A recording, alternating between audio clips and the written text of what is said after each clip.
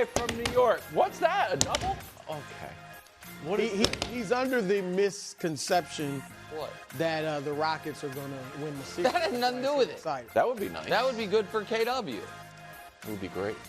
It's the first hour. It's a special Celebrate Friday edition of First Things First. Classic one by me. Which is what? You're going to find out very soon. He needs a victory. I do. So this will be I do. We all know where he's going. It is good I for really him. don't. I'm happy for him. No, well, you'll see in a moment. All right, today we're going to start with Jaylen Brunson. Brunson's clutch buckets. Jaylen sealed a comeback in Detroit with this three to send the Knicks into the next round. He knew what it was because Brew remembers. Brew remembers last year, right around this time, when Club Superstar 3.0 opened. Yeah. There was only one controversial admission. If we can remind, by the way, Club Superstar 4.0 coming later this month. If we can remind the audience what Club Superstar 3.0 and our very, perfectly curated guest list, we allowed in, zoom in if you would, the man tossing the apple in the air on the second floor, Jaylen Brunson. And Brew was like, listen, great season, MVP candidate, but not yet a superstar. Club Superstar knew that this young man had this in him. We knew that his dad looked like Jason Kidd in Summer League. That's true. And he had the clutch gene. And now Jaylen Brunson adds his name to this list, which is pretty remarkable when you consider how few postseason opportunities he's really had in his career, because he wasn't the main guy until the last 3 years. Most 40-point playoff games among active guys. Only Harden, Durant, and LeBron have more. He has the same number as Steph, Luka, Giannis, Jimmy, and Devin Booker. That is a remarkable feat, given that, everyone on that list has far more playoff games, and everyone on that list has way more playoff games as the team's number one option. Yep. He's only had these 3 years with New York, and I agree with Mikal Bridges in this regard. I did think the Knicks were going to blow it last night. They were down 8 with, 3 minutes left? They had blown a lead. They had blown a lead. But when you saw, oh, wait, they're going to get the last shot, because I thought Detroit kind of made a mistake not going 2 for 1 and allowing them to get the last shot. It felt like, well, Brunson's going to find a way. And when you saw our Sir Thompson, who's been awesome, lose his balance, it felt like a sure thing that was going in. He is a superstar, and he is vindicating, even though it's a regular season award, Brew's Clutch Player of the Year ballot. Thank you, because I was about to jump on you. You're jumping bad because you prematurely put him in Club Superstar. He is a superstar. Yeah. I didn't think he was last year because it was only 2 years of doing it. This is now 3 straight years of being elite. He's in there. And he doesn't feel like, he clearly plays at a superstar level. He doesn't feel like a superstar, at least to me. I don't know if it's his pedigree as a guy that came in, was a role player for a few years, second round, you know what I mean? Stayed 3 years in college, which is unusual for the stars today. And his persona is very just laid back, even, not charismatic or anything like that. But he is a superstar player. And so like you said, he proved he's a clutch player of the year.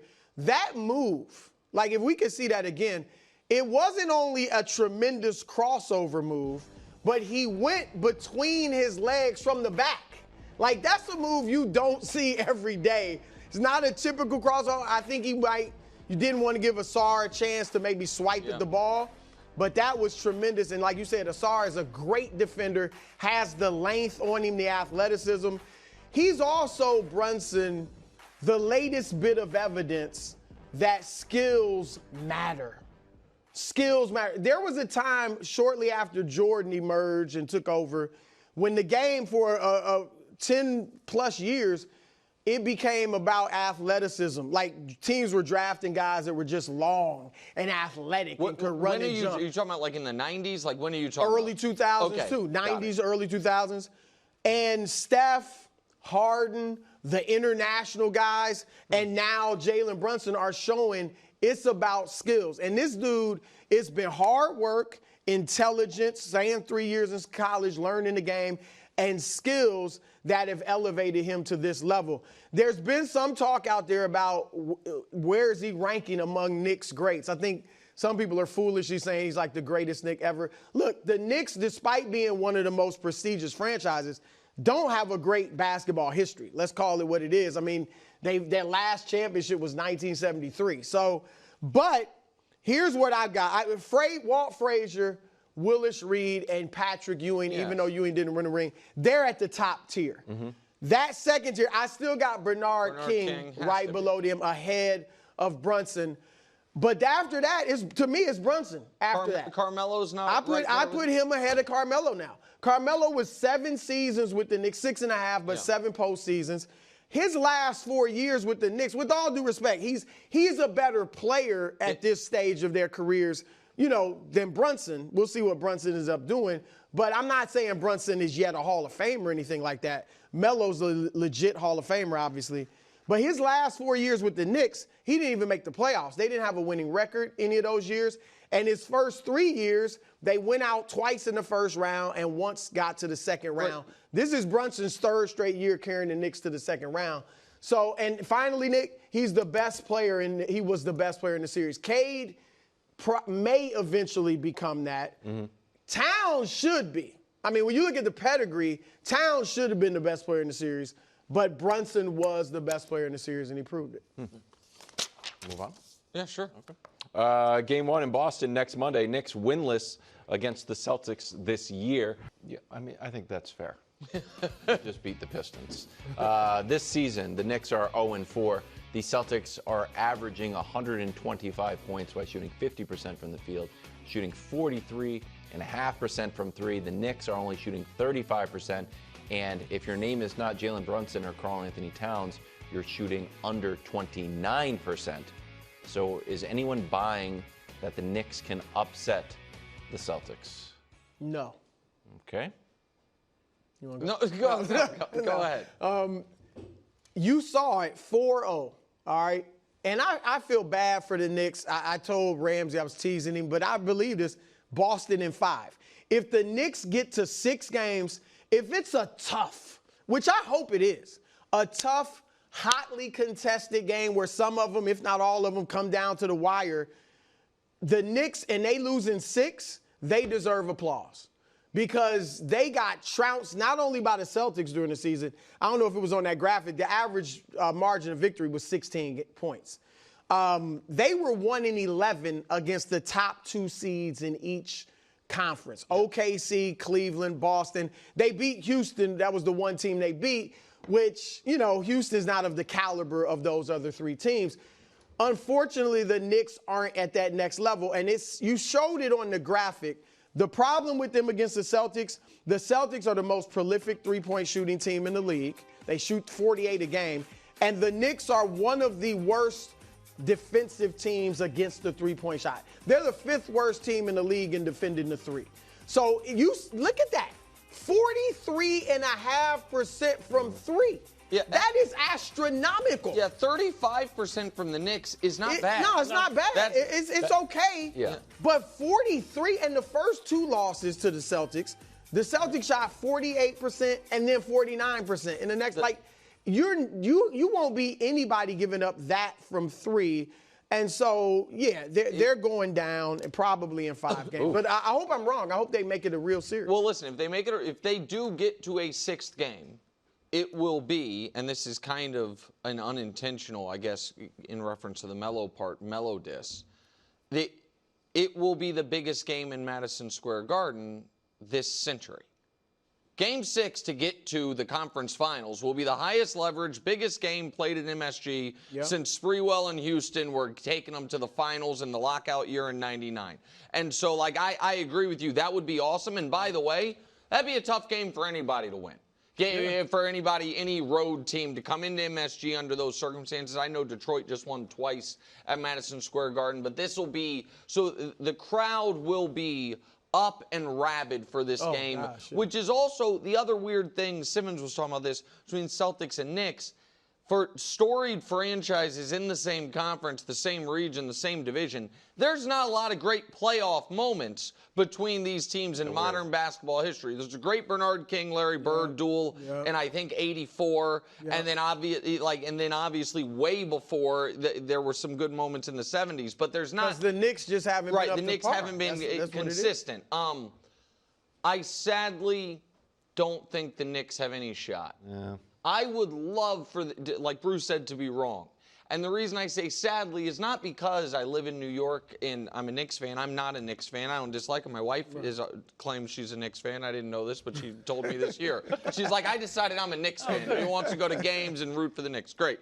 The reason I say sadly is because they did everything this offseason with the Celtics in mind. Yeah. They did every move they made this offseason was to prepare for this matchup they hoped would be coming in the conference finals. Instead, it's coming in round 2, but it was to build their own facsimile of Boston's roster. 5 legitimate, high-quality players in your starting lineup, a switchable team, long wings that can defend, a big that can shoot in Karl Anthony Towns. There's a lot of it and Brunson, listen, Tatum is taken. It's too early to say he's taken another leap because he was already at such a high level. What he does in round 1, you can't leap based on that when you're already a champion. But Tatum has raised his game this postseason compared to last postseason. Brunson's done the same. So it's not fair to say, Brunson can't match Tatum in this series. He could, but I don't think the Knicks have the horses for it. The most optimistic viewing of it for the Knicks is, we got absolutely annihilated the first 3 times we played Boston. But in the final matchup, right before the end of the regular season, they did lose, but it was in overtime. All the Celtics starters. Right, that was a game that meant a lot. Yep. And if you can take them to overtime, you can compete with them. I don't think they can do it. I want to piggyback off a little bit of what Nick said. When you look on paper, now the Knicks don't have much depth. No. Some of that, Tibbs hasn't cultivated it during the season either, but still, they don't have the depth of the Celtics. When you look at starting 5s on paper, you say 2 superstar or 2 stars on the Celtics, 2 stars on the Knicks. Yeah. The Knicks, I believe, at least in my ballot, they had 2 all-NBA players. Cat on the second team. The Celtics only have 1. Yeah, Celtics just had Tatum, and Brunson I had on third team. And then Anunoby is nice. Hart is nice. Yes. Bridges is nice. So on paper, you're like, they should. The first 5, on paper, I like the Knicks against the Celtics. It's right there. I think what the Knicks will have to do, assuming they do go out pretty easily, as great as Brunson is, and we just praised him rightly so in the first segment, I think they got to get a more egalitarian offense where there's more ball movement, everybody's involved. This is what Tibbs did with Derrick Rose when those Chicago Bulls teams were great, and they obviously never got to the finals. And so I just think that's the next step for them. That's what took Golden State to another level with Steph. We saw that in Cleveland as well. Donovan stepping back a little, now everybody's involved. So I think that's the next step for the Knicks. Can that happen under Tibbs? For as many flowers as we want to lay at the feet of Jaylen Brunson, and he deserves them, there is part of the end of the game where you're watching and be like, geez, that's the play, huh? Jaylen Brunson, make it happen. 4 guys, watch him, maybe a kick out. And Tibbs did that with Rose. I don't mind it I'm not a hero ball guy. I like running some options. But that's not even my issue. The issue is the first 47 minutes when it's all Brunson, he's ball dominant. And again, not out of selfishness. I think that's just how their offense is set up. And if I can speak to the final play last night specifically, this might sound like a small thing, but I actually think it's a huge thing. The difference between what type of play you're going to run on a last or close to last possession scenario, down 1 or 2 versus tied, is enormous. Yeah. Because tied, Brunson. House money. Brunson, he made it so it doesn't matter. But he started his move and took his shot way too early to where when it happens, it's the only hope the Pistons had to get to overtime was him doing that. which is shooting it with 6 seconds left. The reason you do isolation in that spot is so you guarantee you're taking it, you know what I mean, at 3 or at 2. And so I don't have a problem with it there. Because if you try to run a play, it's very hard to time all of that. It's more of the entire fourth quarter where it's just like Brunson ball. Why else are they not on the level, at least the level, not that they necessarily beat them, of Cleveland and Boston and OKC?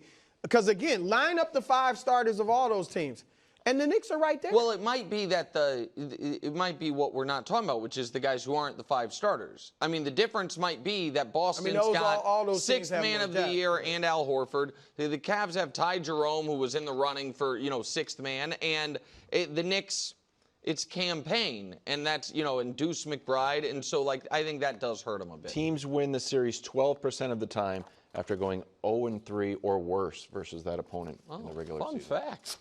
It's not good, though. No, not well, but better than 0%. But if you say you gave the Knicks a 12% chance, that's, by the way, that's what Vegas. That's what Vegas is. DraftKings is giving them only about 12%. Yeah. The Celtics are like -800 to win the series, which is crazy. Not crazy, but a huge number. Before we go, the end of an era in San Antonio. Gregg Popovich ends his coaching career and will move to team president full-time. His coaching resume, outstanding. 5-time champion, 3-time NBA Coach of the Year, over 1,400 wins, which is the most by any head coach in NBA history, and 22 straight playoff appearances. That's a crazy. Tied for the record. Your reaction to the news? Obviously, top 3 coach of all time, top 5, whatever you want to say. The 2 things I love about his coaching. One, he understood, even as he was a hard-nosed coach, he understood it was about the players. So he always said, I'm fortunate, seriously, that Tim Duncan let me coach him. He's right. Because if Duncan didn't want to put up with the yelling and all that, that could have ruined everything in San Antonio and probably had Pop out of there. So he understood that. Secondly, unlike, and this guy's a good coach. I actually think he should be a Hall of Famer, but Mike D'Antoni. D'Antoni had his style, and everybody was going to fit into that, no matter what. Phil Jackson, same thing with the triangle. Now, it worked out, but... It worked out very good. But, yeah, but you can't, he and Pat Riley, who was Showtime with L.A. and then hardcore defense with the Knicks, Popovich adjusted to his players. So when he had the twin towers of Duncan and Robinson, they played big. There were times when they were more offense-focused, then more defense-focused. Duncan was the centerpiece. Tony Parker's the centerpiece. He adjusted to the players not having the ego where they're going to play my way, and that helped him. I got a funny story about Pop, because we all know he was hard on sideline reporters, right? And so I was obviously a sideline reporter for ESPN. So my first game I'm doing with the Spurs, I go to the PR director before the game. I'm like, look, how you got any advice for me? I'm not trying to get embarrassed by Pop, right? And he says, look, just ask the question. Don't lead into the question like with, Pop, you guys had 5 turnovers. They scored 15 points off your turnovers. How do you cut down turnovers? So I did that, and it was great. He was fine, all good. A few years later, I told another sideline reporter, it was their first time with Pop, and we would all know him. I won't mention his name, and I said, look, this is what you do. And he didn't do it for whatever reason. He led into it, and Pop did embarrass him. And that wasn't right of Pop. I never thought he should have treated, the sideline guys like that. Do you think that was mean-spirited or kind of just his thing? Kind of Belichickian, sometimes mean, but now it's like my brand. He's not a mean-spirited guy. He's a good guy, but he was mean-spirited. He didn't have to do that to guys. You know what I mean? He as did a fan, while you were working and I was watching, I started to look forward to it. It was right. You wanted him to embarrass the guys. And we don't have to have this debate or ranking now. There's an argument he's the greatest coach ever. Yeah. You know what I mean? I don't think it's as cut and dry as Phil Jackson has 11 rings, Red Auerbach has however many. I think if you were putting your hand up hey, I want to make the case that Gregg Popovich is the greatest basketball coach of all time, you're going to have a long case to make. And I think the most impressive thing of that full screen was the 22 straight playoff appearances. It's just a remark. And the 50-win consecutive seasons, 50-plus wins. The only thing that broke it was playing a 50-game season. Even when there was the 66-game season, he won 50. I think arguably, the single most impressive coaching feat in basketball history was the 2014 San Antonio Spurs winning the championship after having their heart ripped out in 2013. I think having that team have a championship won the way they did before the Ray Allen shot. Famously, the ropes are up. And then they lose that game in overtime, come back in a Game 7 and lose. And then famously, Pop, after that Game 7, held a team dinner. And they all got together hours after that crushing defeat. And for them to then respond and collectively come back the next year, and when LeBron and the Heat are going for a three-peat, not only avenge that loss, but annihilate them and end that entire era. That's the type of loss that when we see in sports, we say can ruin a team, ruin guys. Instead, they avenged it. And I think all of that, and I will add, whatever you thought of the man's politics, his fearlessness in saying, I have a public platform. I think I have important, smart things to say. I don't care that I'm in the heart of Texas and it might not be as popular with some Spurs fans. I'm going to say it. I thought it was incredibly admirable. Just to add to that, I'll add two things, and we can roll out with a funny video if you want, Hubs and Christina. There's two moments that I didn't think we were going to get to, so I wanted to bring them up. One, when Kawhi is back in San Antonio and he's getting booed. And Pop, in the middle of a game, which I don't even know if you're allowed to do, like takes the principle of a yes, that's a great and point. says, that was great. We don't do this. Stop booing. This is not who we are. And it was a very unique moment, I'm going to say, in sports history, when you are like, hey, this is who we are as an organization. In the middle of a game to our former players, especially when there was a little bit of animosity. It was a lot of Pop. Why Kawhi left. Yeah. Does not want to deal with it. I thought it was a gracious move. And the second thing, I agree. He also proved that we see a lot of coaches who are a little one-dimensional. I'm locked in. He proved that you could be socially conscious. You could be a little bit curt with the media. You could be a player's coach, but at the same time, stern and funny at the same time. So I just want to roll out when he decided to foul Shaq at the opening game of the season. Yeah. It's one of the, it's an all-time NBA moment, and it just shows how sort of funny he is, the game within the game. Congratulations to Gregg Popovich on an all-time career. Thanks for watching. Subscribe here to get more from the show and to check out clips from other shows on FS1.